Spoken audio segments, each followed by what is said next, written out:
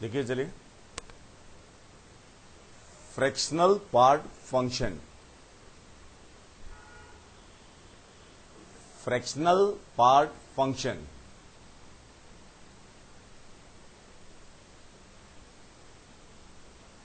ठीक है ना, फ्रैक्शनल पार्ट फंक्शन।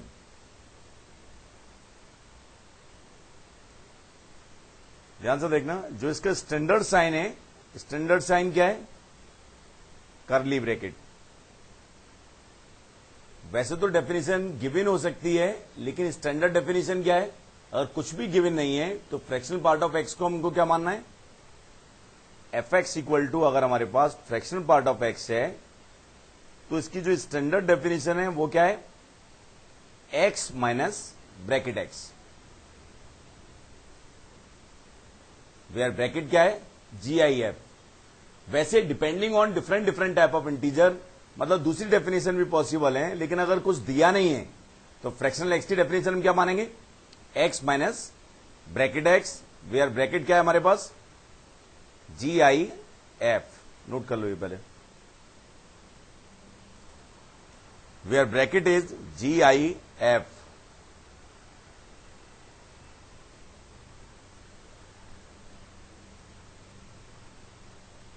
ठीक है ना।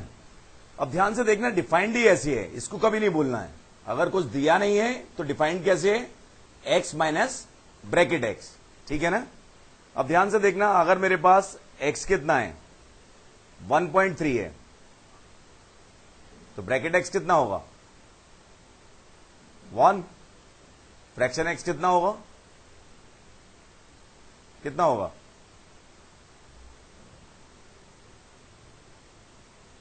है? फ्रैक्शन एक्स कितना होगा? 0.3। बात समझ में आई कि नहीं है?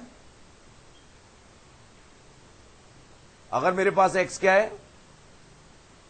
5.4 है, ब्रैकेट एक्स कितना होगा? 5। फ्रैक्शन एक्स कितना होगा? 0.4। अगर मेरे पास x इक्वल टू 7 है तो ब्रैकेट x कितना होगा? 7। फ्रैक्शन x कितना होगा? 0। अगर मेरे पास x निगेटिव लेते हैं, x कितना है? -1.1 है, ब्रैकेट x कितना आएगा? -2। -1 तो इससे बड़ा हो जाएगा ना। ग्रेटेस्ट इंटीजर का मतलब क्या होता है? The greatest integer not greater than x. Fraction x कितना आएगा?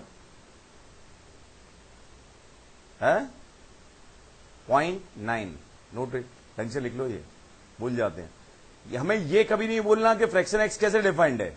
X minus bracket x. मान लो एक्स मेरे पास क्या है? -2.4 है, ब्रैकेट एक्स कितना आएगा? -3। फ्रैक्शन एक्स कितना आएगा? 0.6। ठीक है कि नहीं? तो हमें यह कभी नहीं बोलना है कि जो ब्रैकेट है फ्रैक्शन एक्स है, करली ब्रैकेट से डिनोट करते हैं, और स्टैंडर्ड इसकी डेफिनेशन क्या है? X minus bracket x. Note कर सकते हैं, इससे अंडरस्टैंडिंग बढ़ जाएगी थोड़ी सी।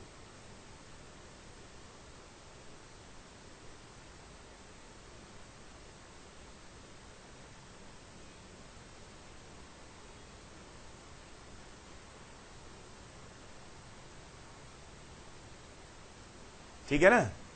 इंडिपेंडेंटली कई बार इसे आई भी कह देते हैं,